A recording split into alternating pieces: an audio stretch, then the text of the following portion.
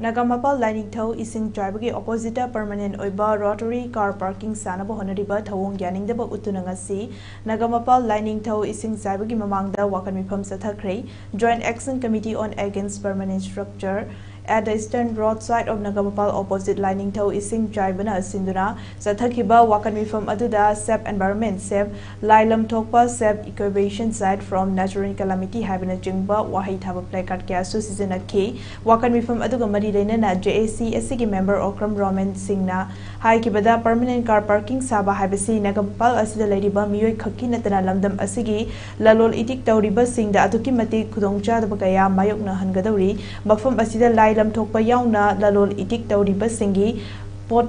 Thafam oiribani mafam asida parking shanaba honarakpadagi Manipur governor dasu sabidana wafam thamduna memorandum pisin kibal laire aduma pupumna makna thaiduna namfuda shanaba honaba asi laibak thibani mafam asida permanent oiba parking sadana wafam thamlakhe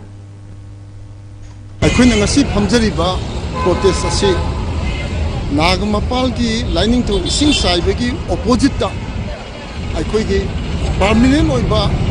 Rotary Car Parking haiduna structure ama sagalake haiduna tawri base masibu kanna yaningdabagi pot amakak miyam da phawbudagi masigi meefam asi protest asi tawjabani maramdi hariba parking asi sahi kun gi mamangda parking gi akoi yarmark tawduna government na thambigliba mafam ado thadu amaga mafam asida number 1. Number 2.